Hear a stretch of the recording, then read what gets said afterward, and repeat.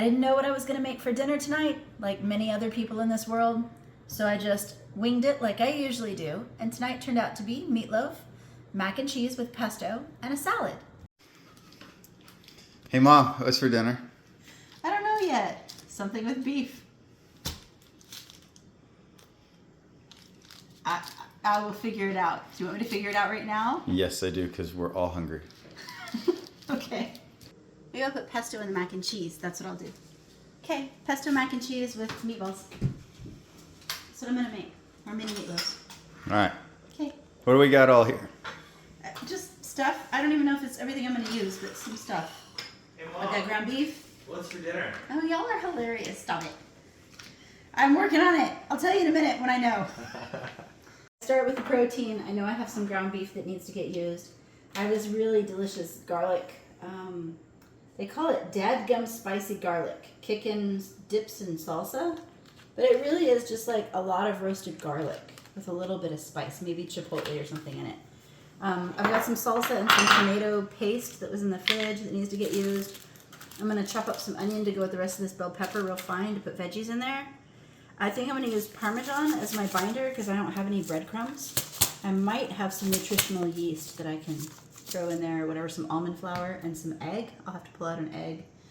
I'll probably pull this in because Italian and Mexican flavors kind of blend well together. It makes a good fusion. And I think I'm going to put some pesto in my regular old box macaroni and cheese to kind of, I don't know, kick that up a bit, and I'll figure out a vegetable. Of course.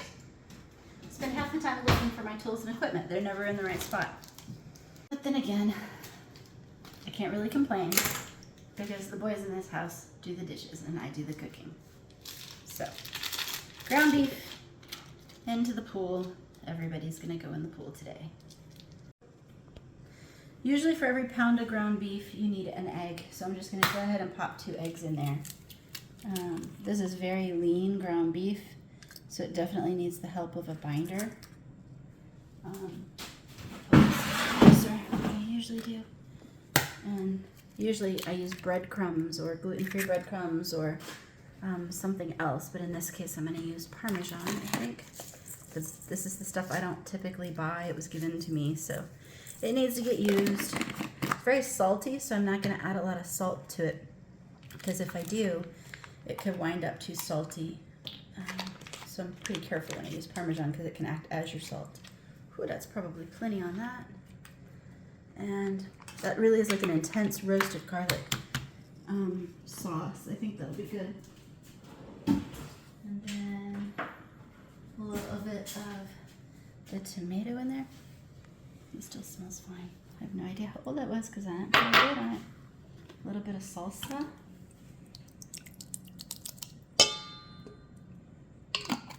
I got these on sale. That's why I bought them. They were $1.61. Why not? A little bit of Italian. And then I'm going to chop up some onion and some bell pepper and put in there.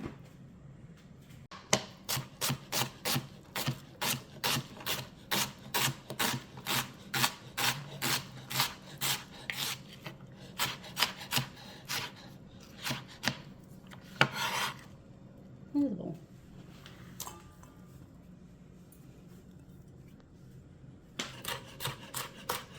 I like to use things that are good across cuisines. All the bell pepper and onion is good in Mexican, it's good in Italian, it's good in Asian, so they're kind of universal. I pretty much always have them in the pantry or in the refrigerator. That way I don't have to decide what cuisine I want to make before I start cooking. It's like having little, almost like meal kit type ingredients ready to go. There. Almost equal amounts, I'd say, of those. And I'd say it's time to stir it up and see what it looks like. Really the only way to tell if meatloaf or meatballs are going to turn out really good, other than to make a little test piece and cook it, is smell it. If it smells really good and flavorful, it's probably going to taste good. And you don't want to overmix it and make it tough. Just want to make sure all your ingredients are incorporated. Kind of flip it over so you can kind of see that there's still egg on the bottom. So I mix it a little bit better. Get that egg all incorporated. When your meat is really lean, it needs the egg to hold it together, or it will fall apart.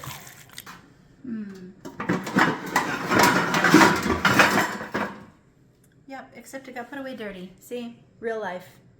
This happens. So we're not going to use that today. I'm going to do freeform meatloaf.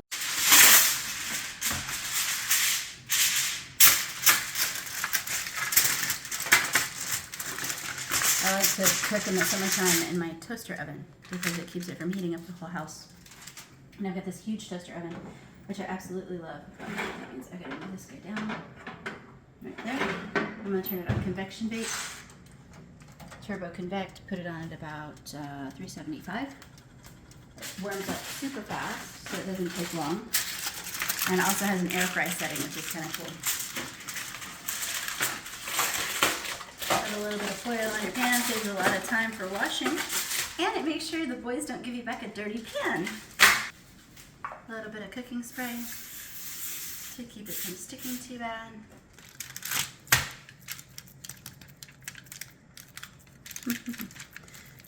Point here is they don't have to be beautiful. You could just as easily roll these into meatballs and they would be delicious as they would be as meatloaves. So kind of just gets like any little air bubbles out of it when I do that. Solidifies that little, see how it's such a mess, and it makes it stick together a little better. Okay, so they look horrible at first, but then they sort of come together. I'll probably make some sort of a glaze to go on top of them, because everybody likes a glazed meatloaf with, you know, like maybe a little ketchup and maybe my friend's barbecue sauce from his restaurant. He has this stuff called cowboy sauce. It's kind of good. A little mayo mixed with barbecue sauce. And he makes it in-house and it's delicious. So that might be the little bit of fat that these guys need to be delicious. Okay. So I'm going to put these in the toaster oven at 375 for about probably 15 minutes, and then I'm going to check on them. I might put a glaze on them. I like to do these in my toaster oven so it doesn't heat up the whole kitchen in the summertime especially. And we will check on these little guys in about 15 minutes. Set my timer right there. I'm going to make a glaze. That's like half spicy, half not spicy because I combined 2 ketchup containers. That's my friend's cowboy sauce from his restaurant, Firecraft Barbecue. He makes the best barbecue sauce. I love it so much.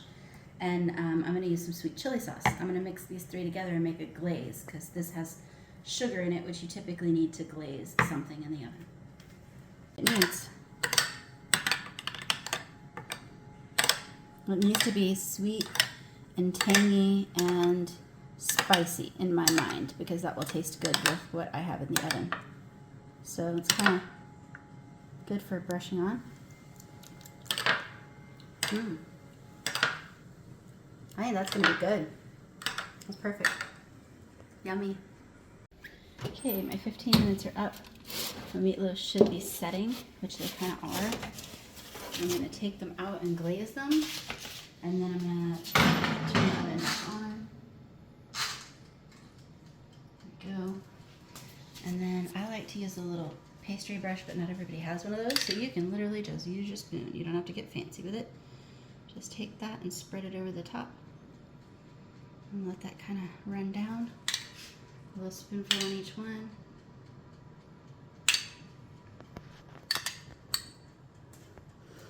You can make this with ketchup and brown sugar and a little maybe Worcestershire. You can make it with mustard and ketchup.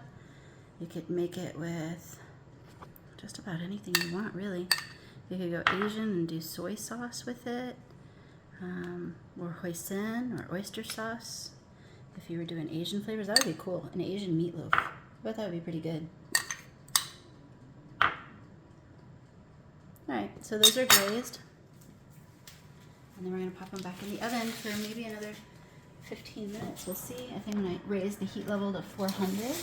So back in they go. I'm going to take that heat and raise it to 400. And we'll put them in for another 10 and check on them.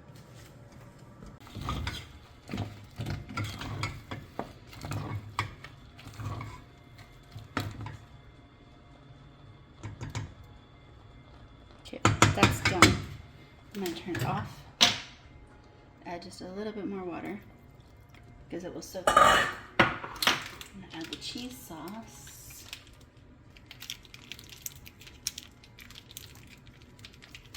And see, we never had to drain the pasta because we just let it all cook in there with the starch.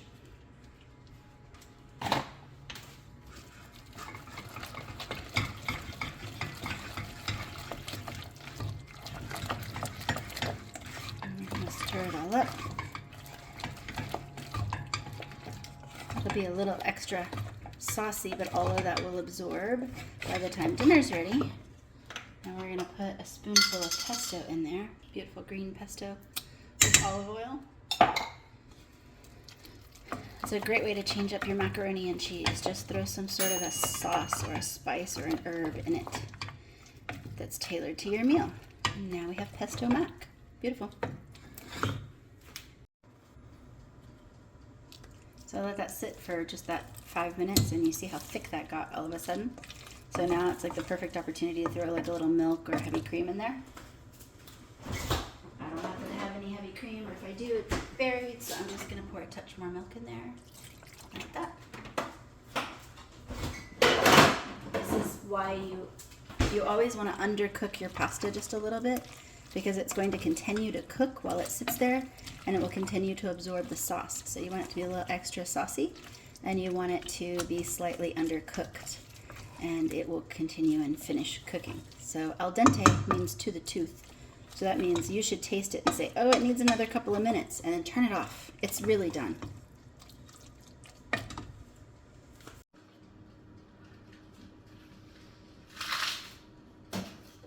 Kind of cute, but see, it's not the end of the world. It's just not beautiful, but if you take off the outer couple of leaves, you've got enough to use for a salad. Let's get rid of those. That doesn't really affect the flavor. It's really just the way it looks. But I'm not going to use that part anyway because it's a little bit thicker. I'm going to save these outer leaves for the chickens. I think they'll like it.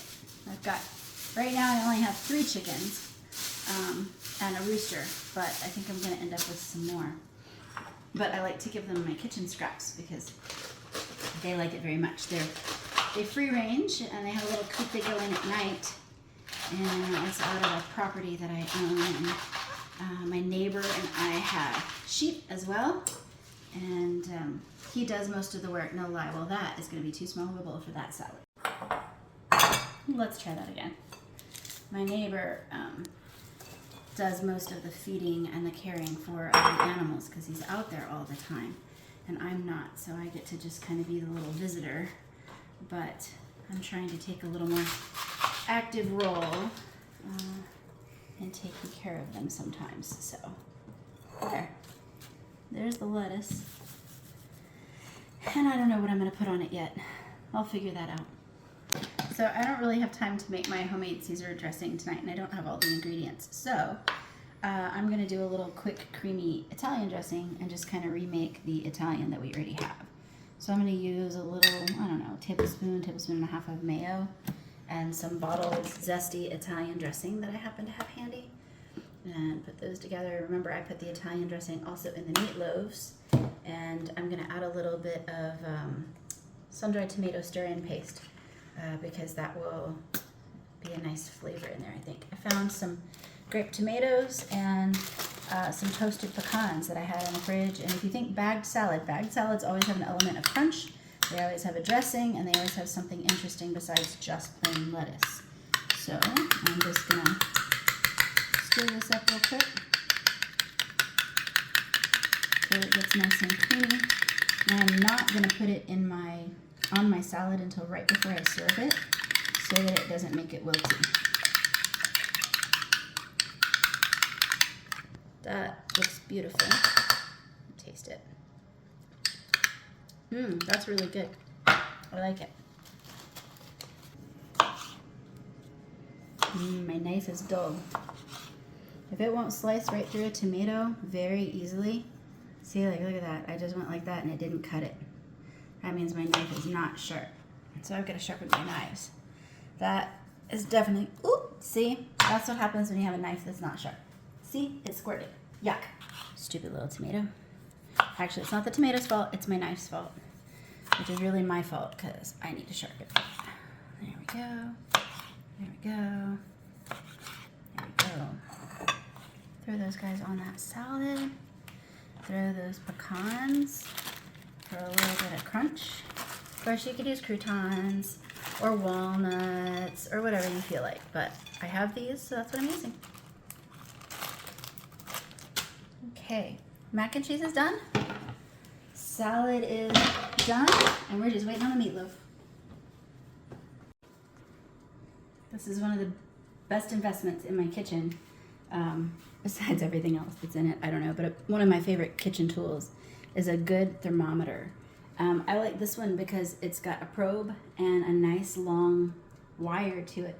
So I can set it outside of my oven down here with the probe inside, or outside my toaster oven, and I can keep an eye on what the temperature is without having to open and close the oven all the time, which is what heats up the house, and I don't like that. And it slows down your cooking. So I take this, and I'm just gonna take it and I'm gonna slide it inside one of my meatloaves right in the middle, close the doors, and I can see that I'm currently at 131 degrees. And I'll just keep an eye on it, and when it reaches about 150, I will take them out because I don't like my meatloaves to be really well done. Quick, it's gone up 10 degrees. It's like watching paint dry. But it will go up a degree about every 30 seconds. So right at the end, you have to keep a really close eye on it. It was 131 when we put it in there, and now it's gone just in the last 30 seconds. It's gone from 141 to 143. So the last little bit of cooking really goes fast. So you have to watch the thermometer, don't walk away from it. Just because I think it'll take 5 minutes doesn't mean it actually will. And I'm gonna bet there it's already at 144. So that's super quick. So that means this is gonna need to come out probably within the next 2 minutes, maybe 3 at most. Yeah.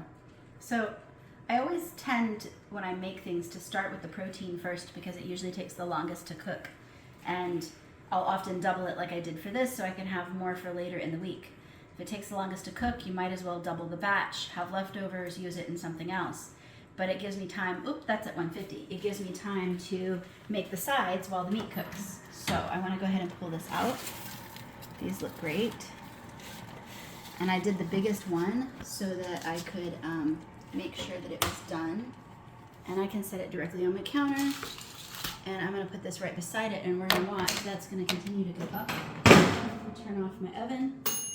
These need to sit for at least 7 to 10 minutes before we cut them open, because otherwise all the juice will just run right out of them.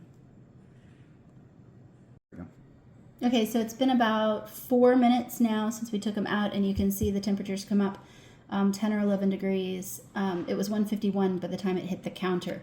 A lot of people don't allow for the temperature for their meat to continue going up. This is probably going to get all the way to 164, maybe even 165. Because your meat always goes up, and they end up overcooking their meat. They wonder why their chicken is dry. Well, you need to take your chicken out at 150 typically, maybe 155 depending on the chicken, if it's bone in or not, because that temperature is going to keep going up for the next 5 to 7 minutes when you take it out of the oven. Once the temperature starts to drop or doesn't keep going up, you know that the juices have redistributed, and you can go ahead and cut your meat without it getting dried out.